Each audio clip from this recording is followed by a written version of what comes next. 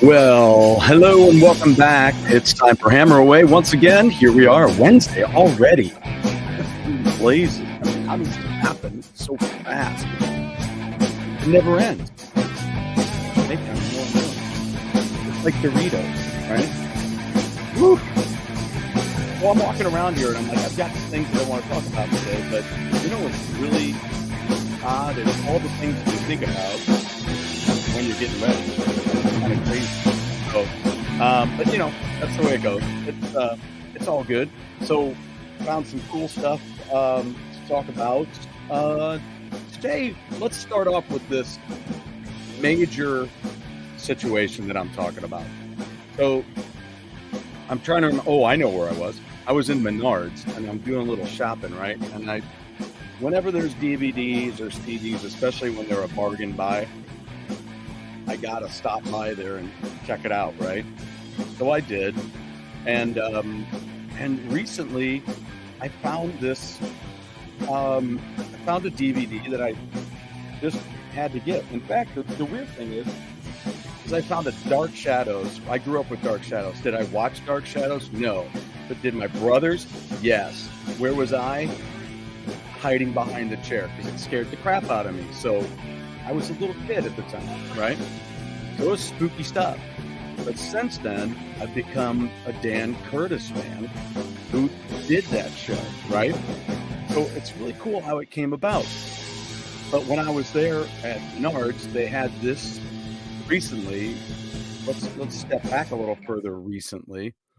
There was this DVD of a bunch of the, maybe fan favorites, but it had a big collection of some of the shows throughout the years. So I thought, well, that'll be a great little smattering of stuff to get. I'm never going to watch all of them. That's just the way it goes. But you know what? I need to reach up for something. I'm sorry. I need to take a second here. My dear friend gave me this. It's my Thor hammer bottle opener. See, that's where you open the bottle. But the cool thing about this, magnetic, sticks to my ceiling. I love it. Love it, love it, love it. So we're going to open this up because we need to have something. Now, I can't drink too much today, but I do feel like doing this because it's so good. A nice Yingling and a wonderful Iron Fist glass. You know who drew this? This was drawn by John Byrne, one of my all-time favorite comic book artists. I know I'm jumping a little bit, but that's okay.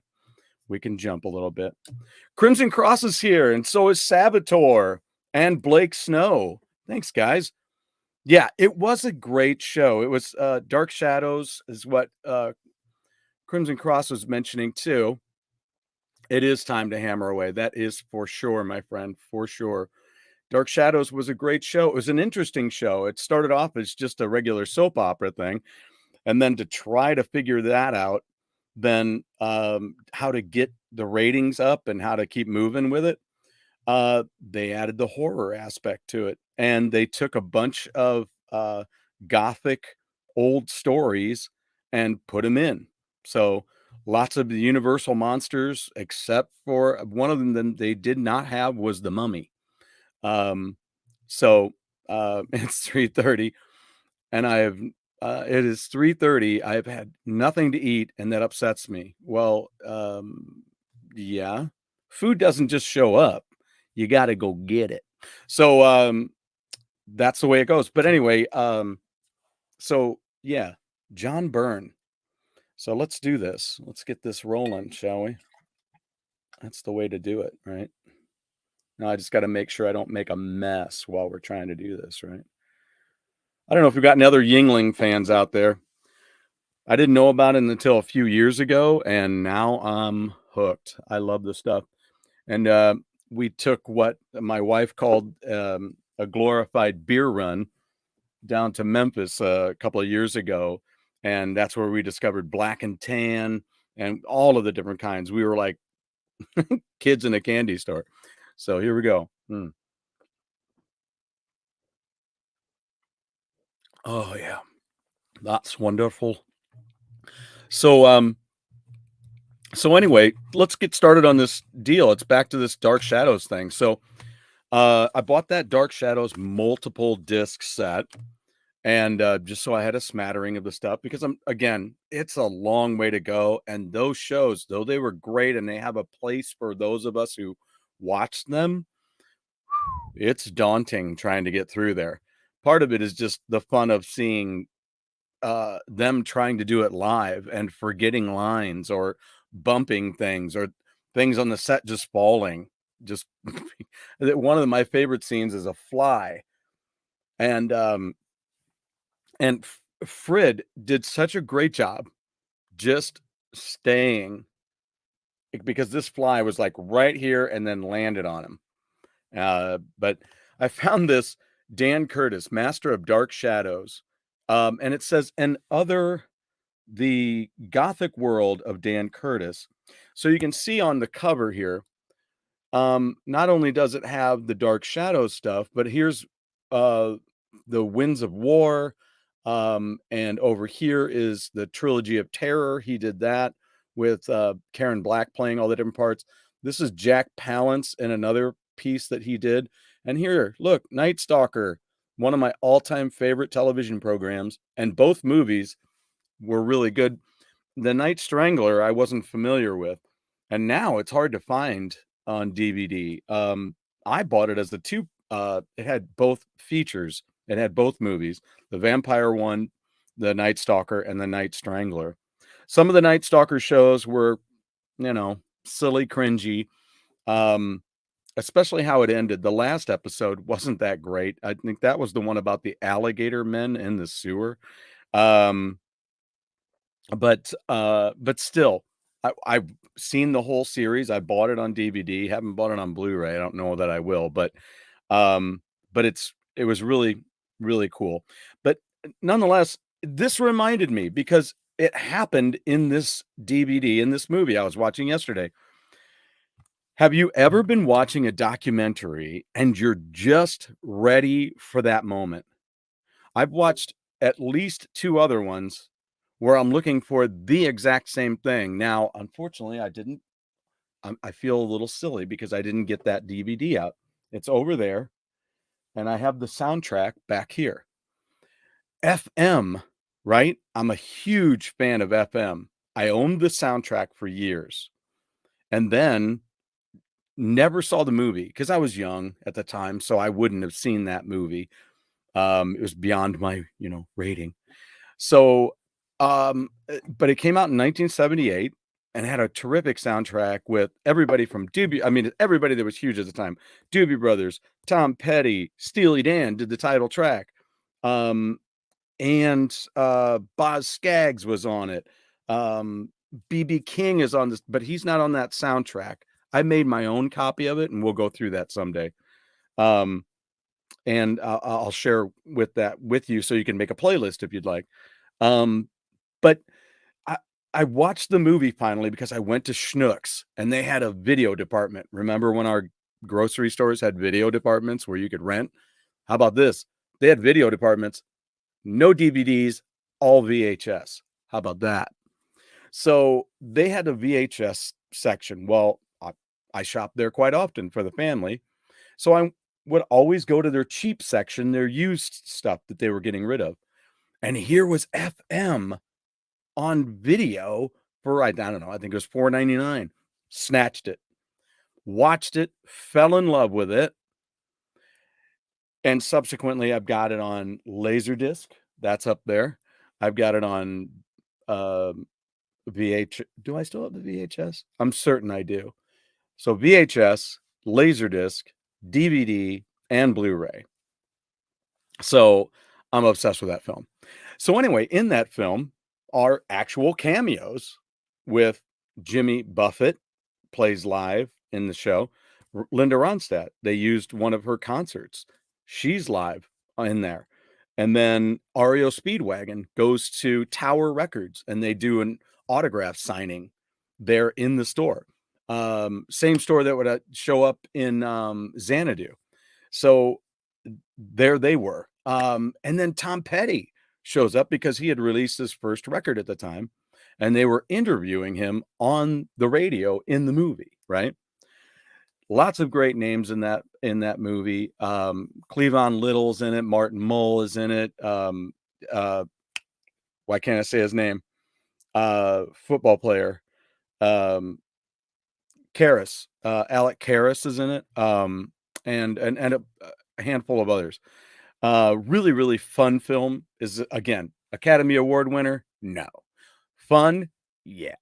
So it's a great film. So I'm watching the Tom Petty movie, the documentary, 3 hours long, has a lot of live footage in it, which is great, but I'll just let me buy a concert DVD for that, but whatever. Because I think ultimately I have that feeling because of the fact that when I watched it, I'm waiting and I'm waiting and I'm waiting for that time frame. Like you can watch Bohemian Rhapsody, but why would you when you have a 2 Laserdisc set of their history and you can just watch how it happened in real life, not some not true storyline with people who did great acting. I thought the casting was great in Bohemian Rhapsody. Did I like the movie? No, because it reminded me of um, the Behind the Music with Judas Priest, right? Remember when VH1 used to do Behind the Music? And and that Judas Priest one drove me nuts. I love Judas Priest. Great band, and I hope they wouldn't take this the wrong way, but it was like, how gay is Rob Halford and a little band named Judas Priest? It really didn't deal with the band enough, I didn't think, and that's the way Bohemian Rhapsody was. It was all a lot about, um, Freddie Mercury, which that's great, and they did tell us that it's gonna do that, but I really thought it did a disservice to the rest of the band, to do that. I don't know. I just think there was a lot of collaboration in that band, and it really could have been a lot different, and especially when they changed the story. And, same thing with Motley Crue when they did The Dirt, that was a silly thing too, because I've talked to people who were like, they weren't even there when they did that. This person had this happen, but those other people, they weren't in town to be right there. They were somewhere else in the world even. They weren't even in the same town. So anyway, but I'm watching the film up with Tom Petty and I'm like, I can't wait. I want to hear what happened. Like, like with a Jeff Healey thing I'll tell you about in here in a second, but it gets to that point and it's like, boop, and then whoop, they just miss it. They just walk right past it. I'm like, what are you doing? I've waited this long. And all the other stuff. Yep. I'm glad I learned all that. And I'm glad I know all that now. But at the same time, now I'm like, I was dying to hear that one thing. How did they call Tom and go, Tom, you got a new record out? He was on MCA Records. That's who did the film. So they pulled in some of those kind of people. But I'm like, how did you just, I've been waiting this whole time. And you did that. So, yeah, I'm stealing your beer. I mean, if that's what it takes. So it was strange. Dan Curtis did this, right? Night Stalker. So I've been into the Night Stalker. Well, come to find out later on, prior to the Night Stalker, was the Norliss tapes. Power Man and Iron Fist, a solid book. It was. Heroes for Hire. I did collect that because I collected all 15 issues of Iron Fist, and then it went straight into that. And I think it started with issue number 50 of Hero for Hire, Power Man, right? And so then I collected those for a while. It was good. Good stuff. Good stuff. Maybe we'll sink our teeth into that coming up because I am going to be talking about comic books and things. Which is the reason why I'm doing this today, because I will be chatting about that because it's a part of that thing, and music crosses over into comics quite a bit. Let's see, haven't watched any documentaries, but wrestling ones. Well, those are pretty heavy duty with our friends right now. Originally had a Columbia House VHS collection of the 2 movies and TV series of Kolchak. Yes, right. I remember when they were selling those. I think I had some of those. You don't have them anymore. I do have the series on DVD. Yeah, did look briefly for the movies. Yeah, I wish I could get those to you maybe somehow. VHS, 9 VHS tapes right now, bookmarked. Let's do it. I'll go Savers someday for that. Nice. They're so cheap at Savers. So what he did preceding Night Stalker was he had a movie that I watched, scared the crap out of me, with Angie Dickinson was in it. She played the wife of a gentleman who had died, but he had done, he was a sculptor, and he had done this big sculpture he was working on of a big demon, right? And he had been spoken to by a kind of a voodoo woman, and then he was trying to finish this sculpture. Now, the thing about the sculpture was it was like red clay. Why was it red? Because it had blood. So he would kill people and then put their blood in the clay. Ugh. And but he did. That's what happened. He was not a nice guy. And so he would come to life at night and come out of his coffin very Dracula-like, and he would go and make a killing, and then he'd put the blood in the. So he was building this demon. So that and Angie Dickinson was then she had been talking with a reporter, a reporter who covered these kind of stories, like Kolchak. So the Norliss tapes. So I was dying to hear about it. I was like, yeah, this is going to be great. Can't wait. He's going to get to that point, and we're going to talk about the Norliss tapes and then Kolchak. Nope. Didn't even mention Norliss tapes at all. They mentioned the Trilogy of Terror with Karen Black playing. How many parts did she play? She played what? Well, it's trilogy, so she was at least 4 characters, because she played sisters in the second episode that was in that movie. So they get to that part, and I'm like, here it comes. He's done with Dark Shadows. They're gonna talk about, okay, Trilogy of Terror. Oops, cool. They're talking about that, because I hadn't even thought about that. And then now, okay, here this, and nothing. Barely even talked about Kolchak, and I didn't get it. I was like, man. So look, I can pop this thing off of here real quick, but do like and subscribe if you're digging what we're doing. And remember that for all the other folks that you love too out there, watch them for a little bit, make sure you really love them, and then give them a subscribe and a like on those videos that you got. So it just kind of drives me nuts. Linda Ronstadt did the same thing, because Linda Ronstadt was in, and so I was listening to The Sound of My Voice, watching that with her, and I'm like, here it comes, here, and nothing. So yeah, let me know if there's ever been anything like that where you're watching a documentary and you're like, here comes that part. I can't wait to hear how they got into that, and nothing. So the one thing I can say is I'll give you the inside on Crossroads, because I had the distinct pleasure of meeting Jeff Healey many years ago with a friend of mine. We went down to the Fox Theater, and he opened up for Bad Company, I believe it was, for their nope. Little Feat. Bad Company did a birthday party, and Sass Jordan opened up.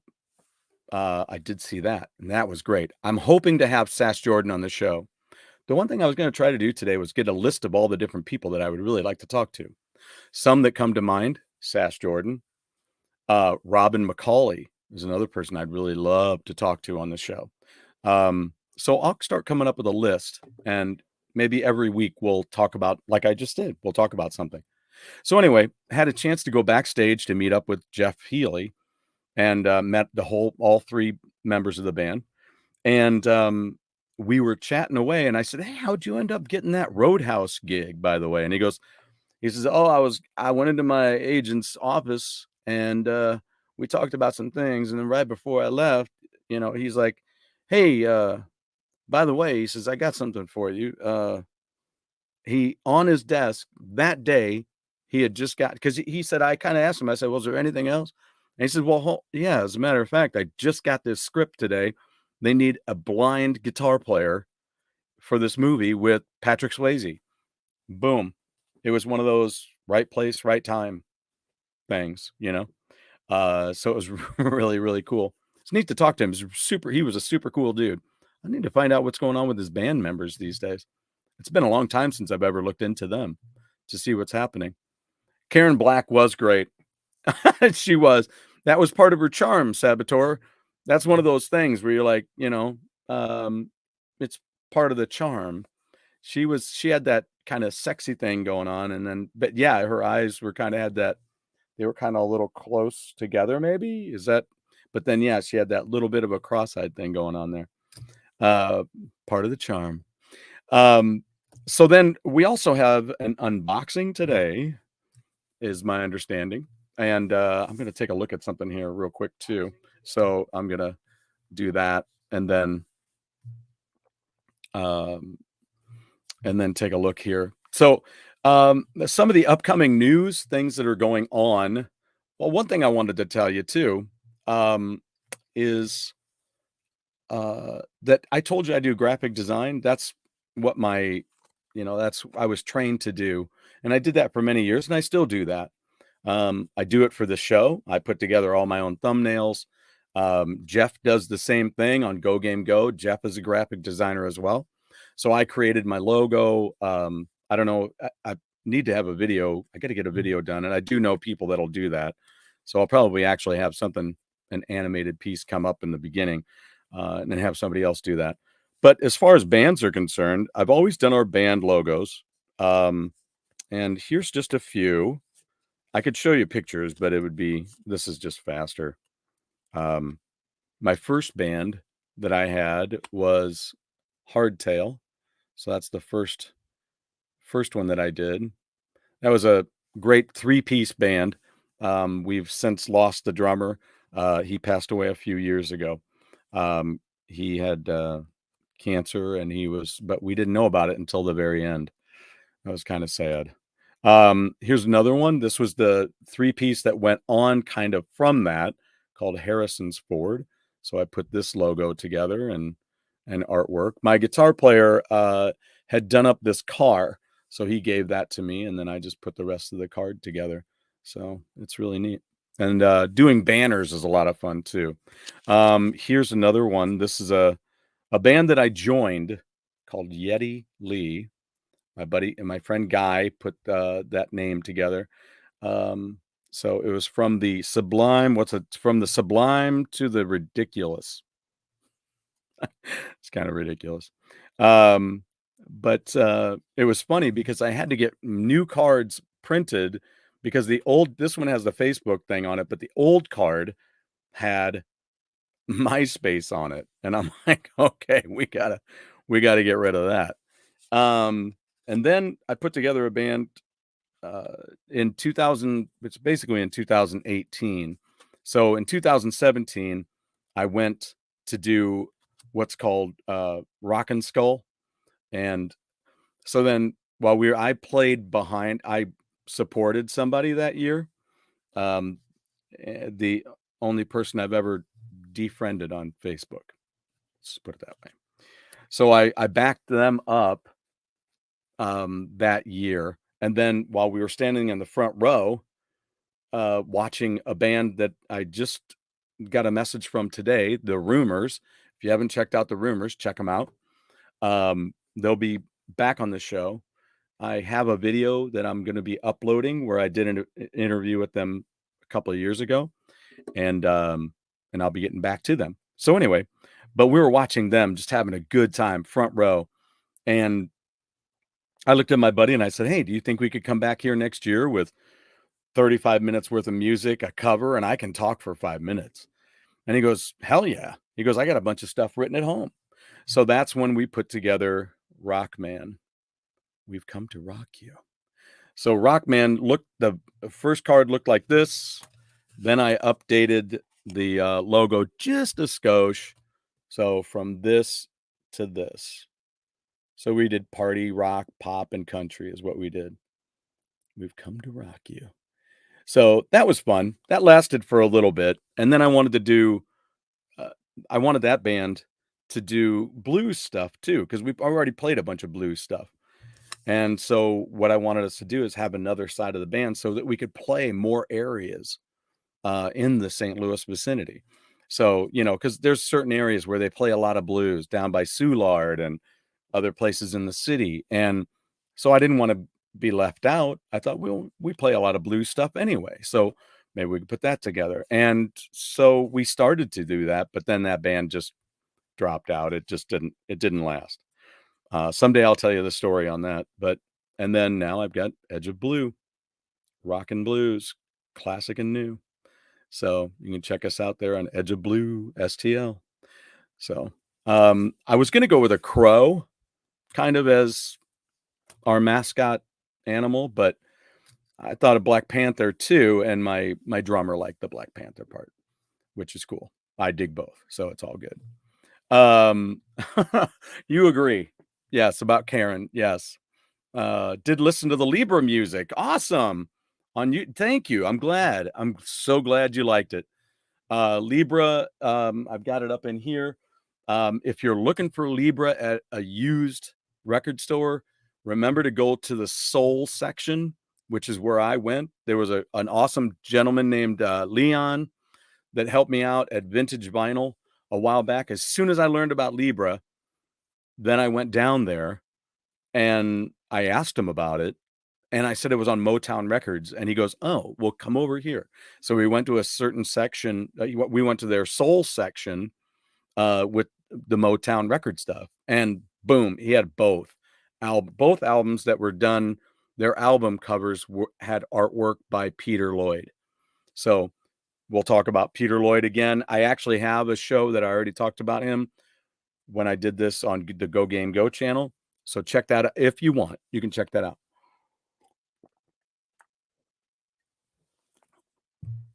So good. So good. Let me double check this here too. And so, of course, as always, open chat. If you guys have any questions, I love having you guys here with me. If you have any other questions, ask me a quick question. We do have an unboxing. The other day I went, I will share this though, because the other day I went to Walmart because Walmart had a shirt that I really wanted and I found it.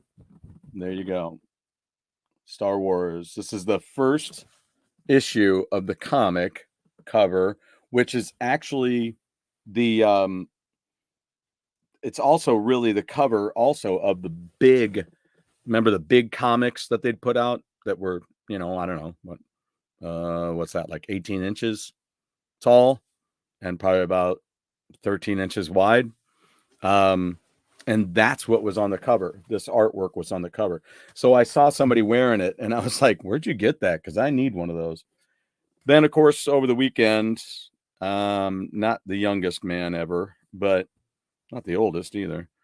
But I did graduate high school 40 years ago. So here, speaking of graphic design, I designed this shirt for our class of 83. And somebody was saying how much they really enjoyed it because it had all the different media indicative and all the things indicative of that time frame in there. So that was a lot of fun to put together. The cassettes, 8-track. 8-tracks finally disappeared. Oh, yeah, Saboteur, thank you. Yes, absolutely. Oh, there's Trevor. Yeah, I wish I knew what happened to it too, because I can't stand it when that stuff just disappears, like my vinyl. It's crazy. I don't like it. In your experience, what's the hardest part to keep a band together? Trevor. Trevor's got he has a great band. What's going on with your band these days, buddy? Um, and I helped him with some backdrop artwork. They had some phenomenal artwork done for his band Numbered. And Also, he had in the band was a fantastic guitar player, uh, Fernando Padron, who oh, it's no more, no more like nevermore, or no more like not now, or if you could do it again, you would continue to do it if you had different people playing. There's a big difference. Um, the main thing with keeping a band together, I think, is well, it's a tough thing to say, Trevor, because yeah, time will that's it, buddy. Time will tell. That's right. Yeah. I mean, there's you certainly get that feeling and understanding. It's tough when you're trying to keep something afloat that's not buoyant. It, and when you're just you're it's kind of like oh, I wish I had another member in the band. And then you meet somebody and they play a guitar and you're like, "Oh, cool. I'm looking for a guitar player." And you're like, "You wanna maybe you could be in my band." Okay, maybe you should just slow down, because what happens is you jump on that and then it's not what you were looking for. Because a lot of times, like, I had this happen where it's during the Rockman days, and we we contacted somebody and they came over and practiced, and then they were like, a couple days later, I was like, "So are you in?" And they're like, "Yeah, I'm in." I'm like, "Okay, cool. I just want to know you're in." Well, a couple days later, they gave me a call and they're like, "Well, I don't think it's going to work out," which is disappointing to me. But you know what? You want to know what I really liked about that moment? He called me. He picked up the phone and he called me. That's what matters. Communication. Because you know what? You know how long that phone call took? 35 seconds. He told me he wasn't able to do the band. He told me quickly why. And I'm like, "Okay, that's cool. I appreciate that. Thanks for the call." But you know what really sucks is, and I have to remember this, I have to bear this in mind. You don't need to give your whole life story when you're going to step out of a band or a situation. Well, I'm working on this or I'm doing that. Okay, great. Lovely. Have fun. Good. Awesome. I don't need to know. It's not that I don't care. It's just at that moment, my time could be better spent finding a replacement, unless you've got one that you're going to tell me about. But if you don't, then I'm like, yeah, okay, cute. Good. Bye. I mean, yeah, no, nothing personal, because this is all business, right? It's just business. So people, it's tough. We all concern ourselves with somebody getting butt hurt because we have to break it off, or, whatever. You can't, you just can't live there. You just have to know it's business. Makes it tough. It's still tough sometimes. But you know what? The quicker the better. The more honest, the better. And make it fast. Because it's like nobody has time to linger on why. Well, I'm doing this and I think I'm getting that and I'm doing okay. All I know is that's not my band. So that's okay. Good. All the best. Do it. Yeah, I would love to see you do it again. I know you were very happy doing it, did some great recordings, worked with some great guys. Um, and it's tough. Do I like Ugly Kid Joe? I'm a fan. 2022, the Red Wings of Destiny released is solid. Okay, cool. Red Man with Lemmy and Motorhead. Um, well, that's cool. I never got into them. I never deep dove into those guys. I did used to have their big popular record. Um, and I even played what was their big hit? Why can't I think of the I hate what is it? It's not I hate you. You what is it? What's that big song of theirs? I can't remember it all of a sudden. Um, so true. I find that I'm in means a lot different things. Yeah, for different people. You're right. Like and again, I no ill will toward anybody. It's just business. However, there's moments when it's a little, ugh, it gets, it gets on your nerves. But again, I don't take it personally. It's just, ugh. You're like, again, just if you got it, if you're in, you're in. Let's just be in. But and if I could say this, listen to each other and just understand. Um, Especially on stage. I don't know. I mean, that's always the tough part, right? Maybe I should make this part a little more lighthearted. Okay, so if you're in a band, um, and you're on stage and somebody feels something, and they're like, "Oh, hey, give me some of that." Don't look at them and question. Just do it. I mean, I'm not saying ridiculous stuff. I'm just saying, like, there was okay. So I'm playing one night, and one of my members is talking about a certain song. Well, people don't know. The people who love him are listening to him, but the people who don't know him are still chatting amongst themselves because they don't know what song he's talking about.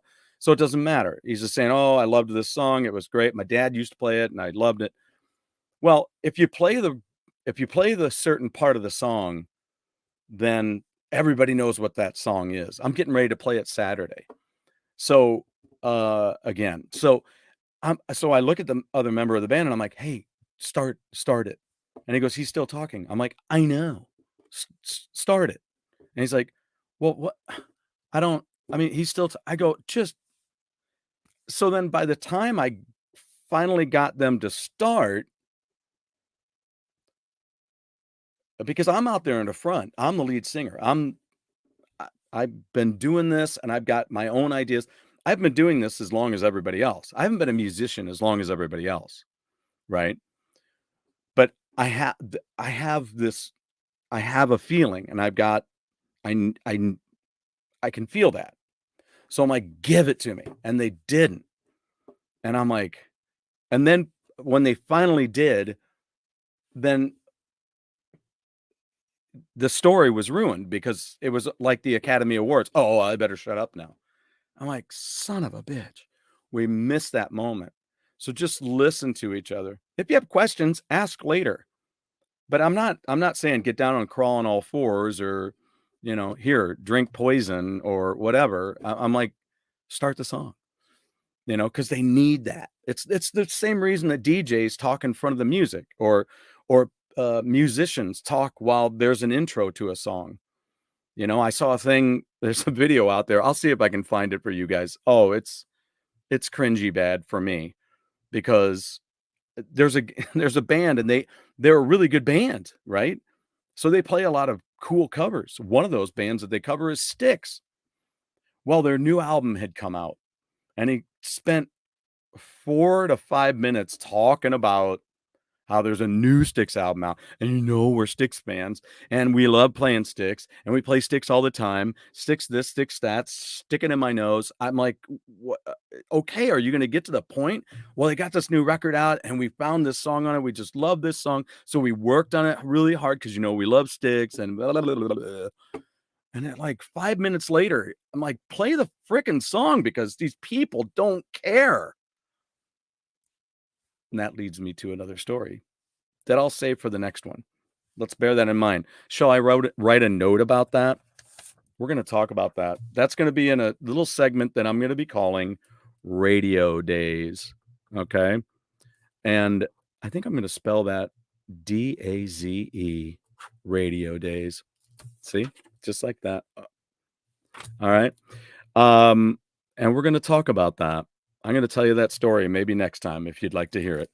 I hate everything about you. That's the name of the song. Thank you so much.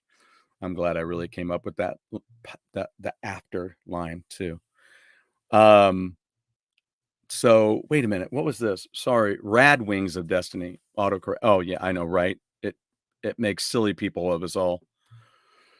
Um, Hate Everything About You. See, everybody knows what it's called except me. Everything About You is the actual title of the song. Oh yeah, yeah, yeah, yeah. Yeah. Remind me of the album again too, please. America, right? Something America. I had that album for a short bit. Um, I'll do a little more deep diving though. I don't mind doing that. I mean, I'm not into rap, but in 1985, Deep Purple put out a great record. Georgia Satellites put out their debut record, self-titled, um, and um, and Licensed to Ill by the Beastie Boys came out. Um, what did I review? Which of those? All of them. I reviewed all of those, and I gave Licensed to Ill a good review, even though I really hated the guitar solo in their big hit, uh, Right to Party. I just was just so unimpressed. I mean, it's kind of like when you're listening to Twisted Sister and We're Not Gonna Take It. Great guitar solo, very melodic, fantastic for the song, sold a lot of copies because it was kept simple and cool, right? And lots of little whammy bar moments. Wee, wee, wee, wee, wee, wee, right? Um, but, but favorite guitar solo? No. No. Melodic as hell? Yes. Sold a lot of records? Damn straight. Although I've heard lately, and I'll get the skinny on it, it's old news by now, but still, there was kind of a questioning about Tom Werman's job that he did on that record. America's Least Wanted. Thank you. Thank you, Crimson. That's awesome. So yeah, I've got a radio story to tell you about with that. There's the there's that. And let's just call it, you know what? I'm going to give these I'm going to give these names. These stories are going to have names of, and they're going to be song names. Okay. Um, and okay, you'll know what I'm talking about. I'll say it later. We'll get into it. But lots of things I want to do on the show. I'm going to have some game things on the show as well. I'm going to be getting into some giveaway things eventually, and the interviews that I'm going to do. I've already got interest back again from the rumors. Toby Jepson will be joining me on the show from the Wayward Sons. If you still haven't checked out Wayward Sons, please do so. This was from 2017. I know I've said this a million times, but I'll say it a million more because it's so worth it. If you haven't checked out Wayward Sons, you can get on Spotify, check it all out. Everything is there. All 4 albums are there. You can check out Ghosts of Yet to Come, 2017, 2019 was Things Aren't What They Used to Be. And then Even Up the Score came out a couple of years later. And then right after that, on its tail, Score Settled came out as well. It has one song that was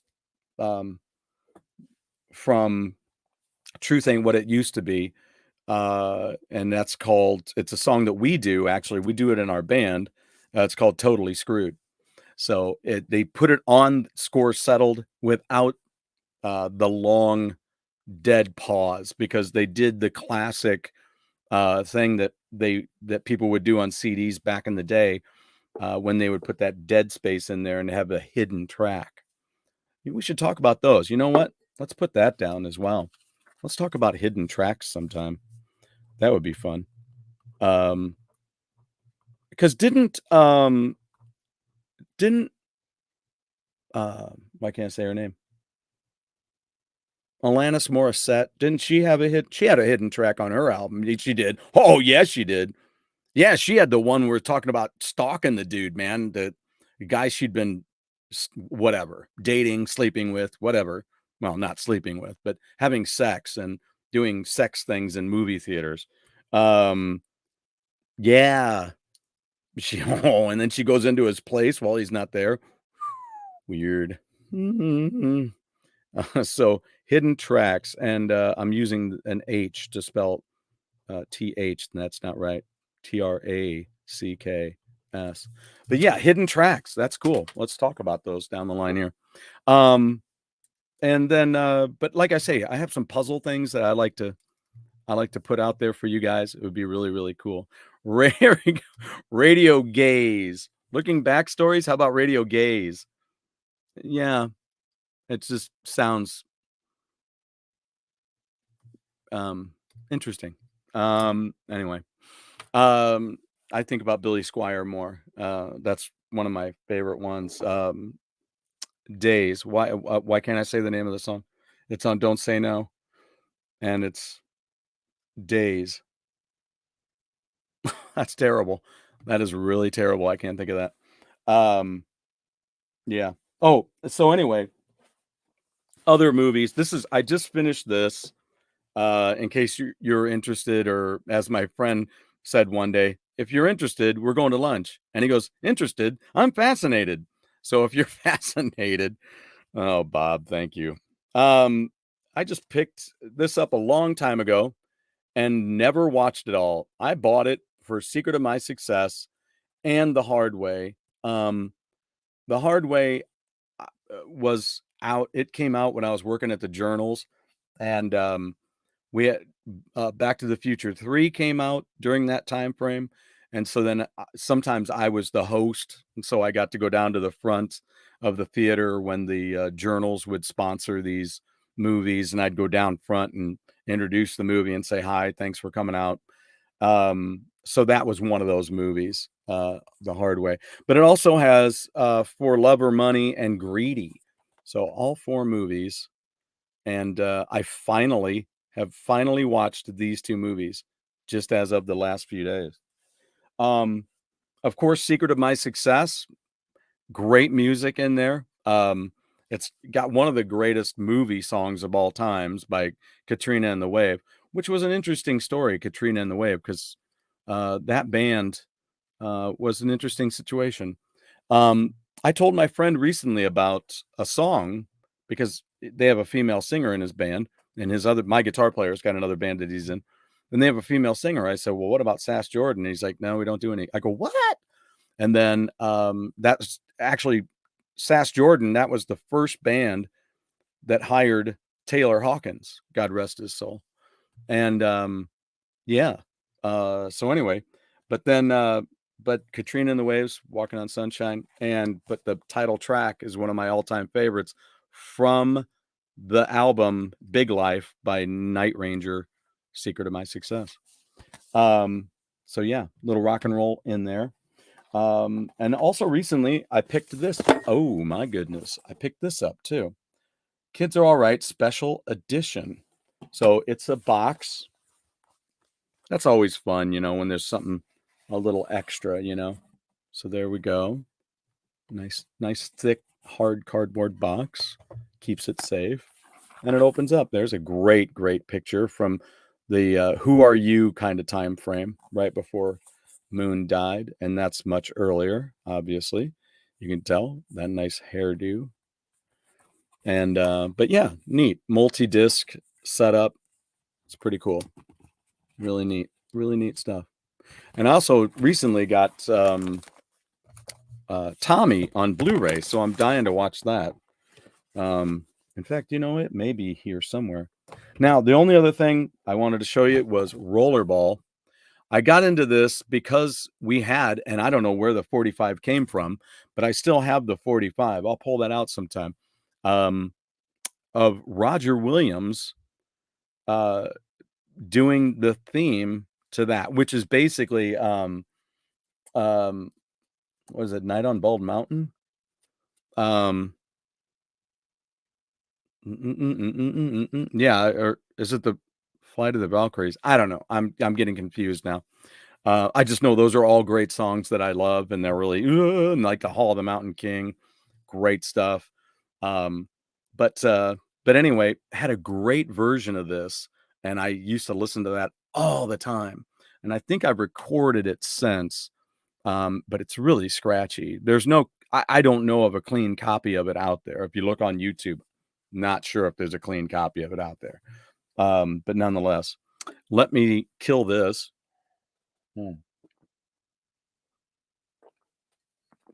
Oh, thanks, Blake. All right. We have a quick unboxing here. Let's do that. And then I'll probably get going here pretty quick. We have Go Game Go tonight at 7 o'clock. Check us out there as well. If I know, hopefully Saboteur will be there. And I think everybody who's here, even Trevor might be there. Trevor, it's so good to have you on here with us. I mean, I haven't talked to Trevor in a while. Now, Trevor is also, though, the really cool thing about Trevor is, first of all, he's super dude, great guitar player, great singer, great artist, great writer, doing some great things out there. Not only that, he flipped me out because I went over to his place years ago because we have a mutual buddy that he was working with. And I got to see my buddy Fernando Pedron, which flipped me out because I hadn't seen him in God knows how long. And he was one of my first instructors on the bass. And when I say instructors, I chuckle a little bit because I'm a horrible student. That's why I'm chuckling, not because of anything he did. He's a smoking guitar player, a super cool dude, and a smoking bass player. So he would teach me some stuff. And I talked to a friend of mine, and the way that I need to do things, everybody's different, right? So some people go home. As soon as they get a lesson, they'll go home and screw everything else, and they'll just go to town. Yngwie Malmsteen was probably like that, right? And then they can just focus. Not me. I got a million things on my mind. I'll be like, hey, I'll get to it. All right, and I just wouldn't. And I was raising a family. I can use that as an excuse, but it's no excuse. I just didn't do my work.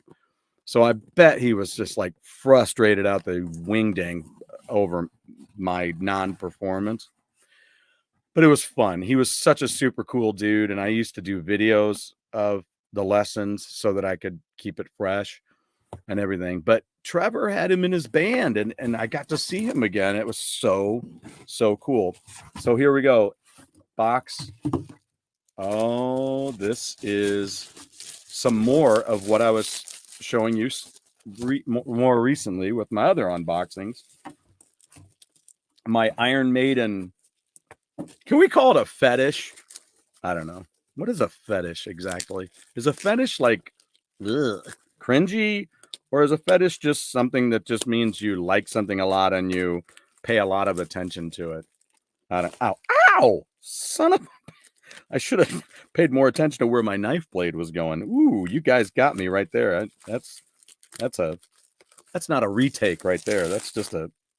Ow! It poked me right in the finger. So anyway, it'll add to my pain. I had dental surgery done recently too, so that was. But you know what? I don't know. Has anybody had nitrous before? It's a game changer. So this is from the newer Maiden stuff.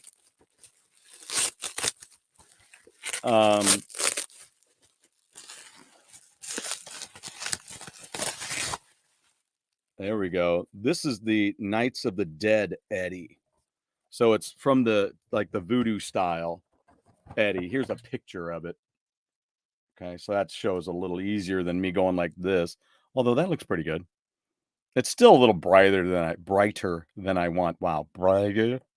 So anyway, but yeah, cool stuff. I'm gonna get this shelf. I already have the shelves made, so I'm gonna put that right over here. But isn't this a cool poster? I love this. We'll go through that maybe. Maybe I'll make a video out of that. Now, I have one other thing to unbox, and it goes with this weekend. Edge of Blue that I told you about with my business card there. Edge of Blue has a gig this weekend, and it's a return. We're returning to St. Gerard Magella, a Catholic church, for their fall festival. That one just kind of kills me sometimes still. So this is a new piece of gear that I have for on stage. Being a singer, the one thing I always have to make sure I do is keep plenty of water on hand.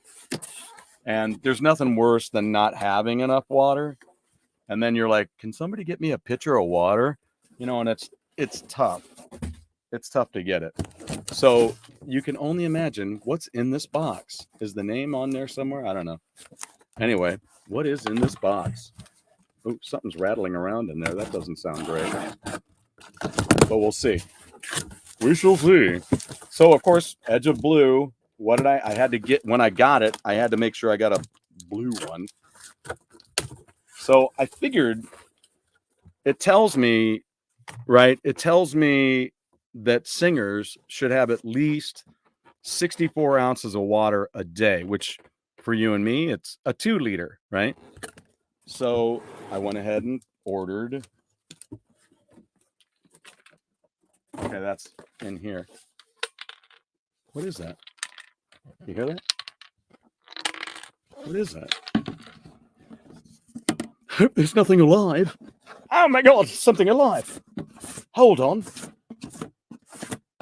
So it's a 2-gallon Igloo cooler with a spigot, because I figured that would be great to fill my. Oh, look at that. It's a rat. No, it's not. It's a little thing. It's a, thing. It's blue. It's a circle of plastic. So I don't know if it's like a thing. Oh, that sounds really cool, doesn't it? Sound great. It's got great. Maybe I'll sing into this. I'll just sing right into this. That would be great. It's great. I love it. So anyway, yeah, comes with a piece of plastic. Who knew? So I'll rinse that out, and then I'll fill it full of my ice water, and I'll take it with me. And then I gotta order some kind of cool sticker to put on here, right? Maybe I'll order up some Edge of Blue stickers and a Hammer Away sticker and put that there. That's the beauty of being us these days, right? Great companies out there just willing to make stuff as long as we design it and send it in. So there, Igloo, 2-gallon, 8 quarts, 7.57 liters. All right, stackable, impellable. So there you go. That's yay. So that's cool. Can't wait to use it this weekend. I will do that. I think that's about it for today. I think our unboxing. If there's somebody you'd like me to talk with, I'm gonna have my buddy. I hope to have my buddy JD on here with me sometime soon. Lots of friends. One of my upcoming shows is gonna be about things my friends do. How about that? Because I have some brilliant friends. I'm not lying. I have some brilliant friends, and they do some really, really cool stuff. Now, because I'm about music, I do want you to know. Okay, I'm sorry, Saboteur. Oh, what'd you say? Yeah, I'll be checking out Wayward Sons some more. Alive, yes. Now, let me tell you about the first 2 records real quick. I found out about that because I knew about Toby Jepson when I in the late 80s into the 90s, because I pretty much knew all of the record reps in the area. I'm sure there was 1 or 2 that I did not know, but I knew Capitol, Mercury, Atlantic, MCA, I already said Capitol. I knew of the Warner Brothers guy, Polydor. That's somebody else that I knew. So they turned me on. So Polydor had this band, Little Angels, right? And I'll show you some of that. I'll get into some of that later. But I'll be sure and tell you about that. Little Angels, though. Start with Don't Pray for Me. If you haven't heard it, start there. But let's get away from that for a second. but that's where I got to knowing about Toby Jepson. Then then I would actually use his last name, um, in a little, piece that I did long after I'd that first album had come out. Well, it wasn't necessarily their first album, but anyway, their biggest one, Don't Pray for Me, at that time, it was the biggest one. So, then I got their next album, Young Gods. I got that from the same guy, and then, he gave me a Don't Pray for Me t-shirt, and it was really cool. So but they were one of those bands that I just didn't know anything about, and I lost track of them after that. Young Gods was a little different, so then I wasn't present when Jam came out because I'd lost track of him and I wasn't doing any of that stuff anymore at that time. So, um, but then here it was. I used his last name in a little thing that I did for one of the companies where I was designing a newsletter, and I made up some silly story about a cow. Anyway, um, and it was the Jepson's cow. Um, so then all of a sudden I got to thinking, I wonder if he's on Facebook. And sure enough, I went out there and there was Toby Jepson. And so I contacted him and we talked. We chatted just a little bit. And then I found out he was doing this Wayward Sons. So eventually I'll put his video out there. You guys will know a little bit more about him. Um, Even though I may do a little bit of retro stuff in our interview. I hope not to, because I don't like doing that with people. I've seen people do that over the years on these kind of things, and it drives me bananas. I'm like, they lived it. They don't need to talk about it again. Talk about what they're doing now. These are people. That's why this is a show about music and the human experience. Because I want to know about what you're doing now and how you're doing now. Everybody already knows that. Like when Ron Keel got interviewed one time, he's like, it's in my book. They can buy my book. Um, so anyway, uh, Frontiers got a hold of him and they wanted him to do some stuff. He started Wayward Sons, and I found out about it and I got really super excited, um, and everything. So I wanted to help them out. So that's how that all got started. But anyway, Wayward Sons. But I checked out their videos, all of the videos, like Alive from their first album. Um, all of those videos from that album are all about zombies. It's about a zombie apocalypse, right? So that's cool. Then the next album came out, um, True Thing, What It Used to Be, and in 2019, and all of the videos from that dealt with very political, but they were clowns, right? So there was a clown theme. Some people don't like clowns. Our, as far as video games are concerned, my buddy Nathan Drake doesn't like clowns. That's one of my all-time favorite moments, and I will capture that, and I will have it on the show. Um, but it was all about clowns, and I was watching the videos, and I was okay with that. But you know what? I enjoyed the record more when I just listened to the album, because when I saw those videos, there was something about it that didn't resonate with me, right? So I was like, yeah, that's an okay song. But when I got that record and listened to it I mean, it was a whole other experience. So just kind of listen to the albums first, I guess, is maybe what I'm saying. But, however you deal with it. I mean, it's whatever you want to do. But I mean, it's like Ready Player One or uh, uh, like Kick Ass or Harry Potter. I mean, even Harry Potter, Hunger Games. Um, if you can retro any of that, if you're a reader, but you've never read any of that stuff, I'd say watch the movie first, especially Ready Player One. Do not, if you've never seen Ready Player One, um, then watch the movie. Let it exist on its own, then read the book. Because I read the book right before I saw the movie, and when I saw that movie, I was like, "Where the hell am I?" And it wasn't enjoyable at all. To me. I bought it because it was cheap. I bought a copy of it. I own a copy of it because the movie, my wife enjoyed it and other people that I know have enjoyed it. And it's a fun film for what it is. It's just if it's too close to the book, you reading the book, you're really going to miss a bunch of stuff because, and again, when they start, I'm like, where the hell am I? I don't even know. This didn't even happen. So been bookmarking DVDs as well. I'm going crazy.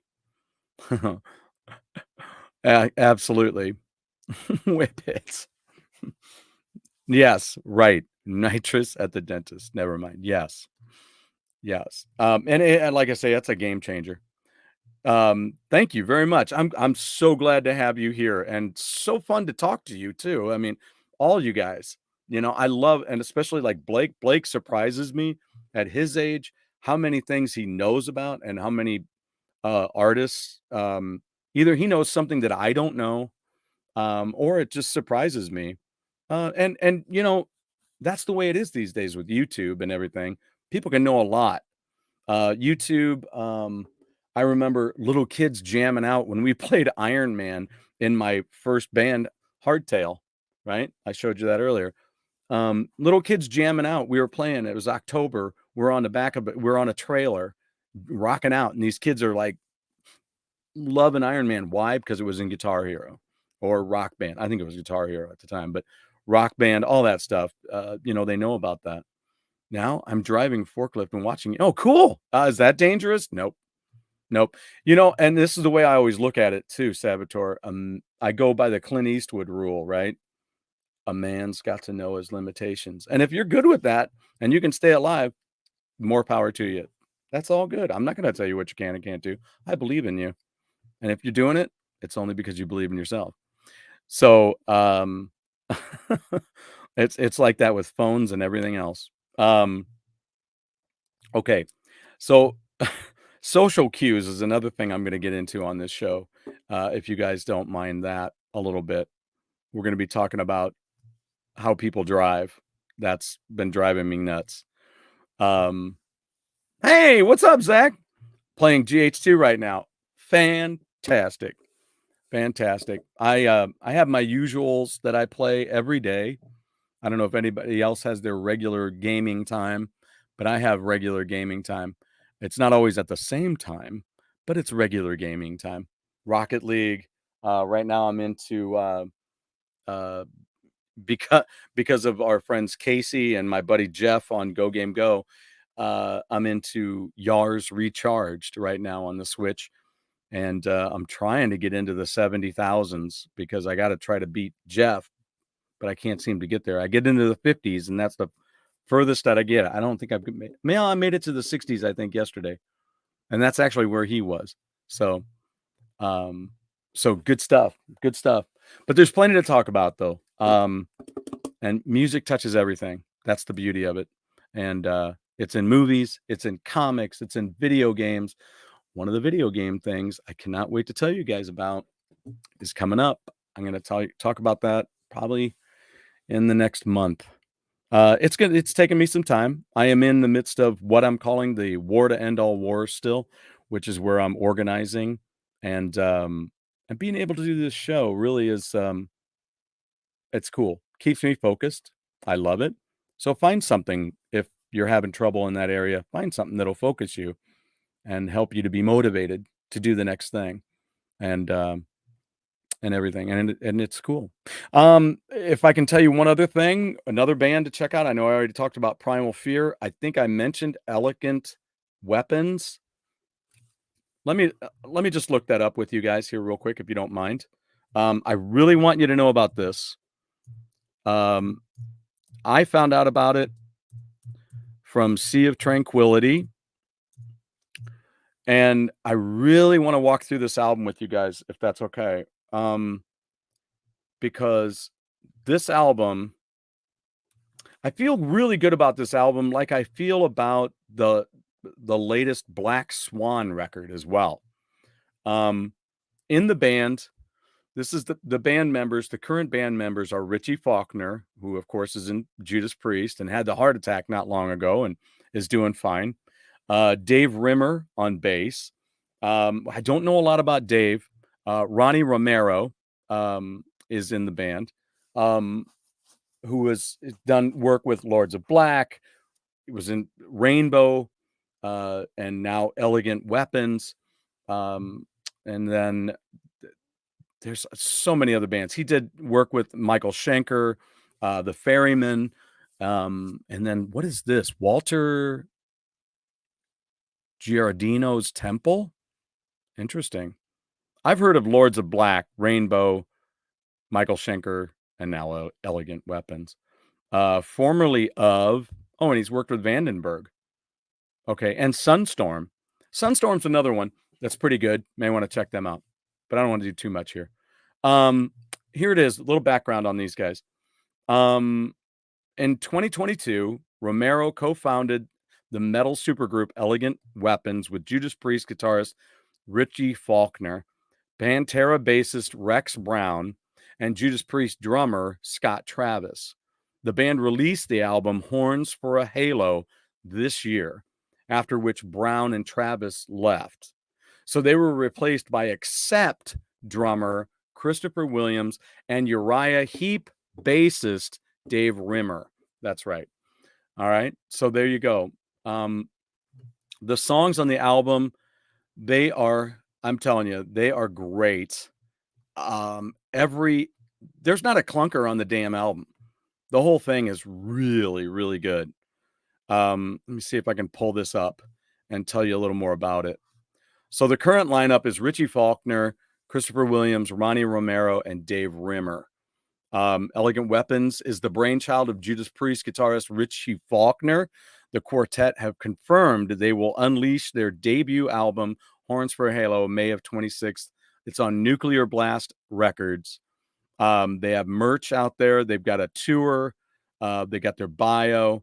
And they have a new single out. Oh, Dirty Pig, it looks like. Dirty Pig's great song. Actually, this is Blind Leading the Blind. The video has pigs in the artwork, so I thought it was going to be that. Dirty Pig is great song. Really, really good. Pre-order now. Well, that's all. They need to update their website a little bit because this is all acting as though I wonder if it's got anything on the album. So Firepower was the Judas Priest record that Richie wrote a lot of things on. And the reason I wanted to bring up Richie again, too, is because Rob Halford has a lot of great things to say about him. He was talking about that he has riff upon riff that just they're probably already ready for the next Priest album. And I may be embarrassed to find out that the next Priest album is near being released. But those riffs and everything on Firepower, if you haven't heard Firepower, do yourself a favor. It's an old album now. It's been out a few years, but it's a great record. It says talk about Firepower. That is, of course, the name of Judas Priest record that represents guitarist Richie Faulkner's finest moment with the legendary Birmingham band, one that Richie, also British, has been central to for 11 years now. Wow, 11 years. Whew, crazy. But that also describes the happenstance that is Elegant Weapons, with Faulkner being bolstered and emboldened by the regal presence of Ronnie Romero. Those vocals are really good on this record. Rainbow, Vandenberg, Michael Schenker, along with Dave Rimmer. Okay, it's all more about what I've already said. So anyway, read up on him. It's great. The album is fantastic. I don't know. I wish I had a track listing here somewhere. Let me see what's under merch. I don't know. Horns for a Halo, Dead Man Walking, Do or Die, Blind Leading the Blind, Ghost of You, Bitter Pill, Lights Out is the cover of the UFO tune, which is another band I want to tell you about, and they covered it as well on their first record. I've forgotten what the name of the band is, though.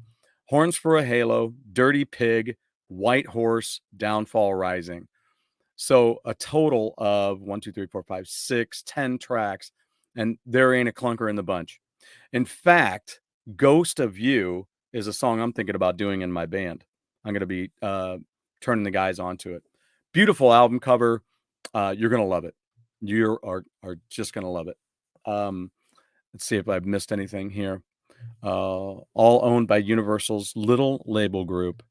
MCA, Mercury, Geffen, all of those labels owned by Universal. Hey, speaking of Geffen, if you haven't seen that movie about David Geffen, do yourself a favor and check it out. He worked with a lot of people. All right. Well, we're at a minute. Yeah. We're at an hour and 15 minutes, folks. I'm going to go get a break, have something to eat, be ready for Go Game Go at 7 o'clock. But let me tell you, thank you guys for being here. I'm looking forward. Please subscribe, tell your friends. The more we do here, the more people I can get on the show and have some great, just human talks with some of these folks. All right. Just not.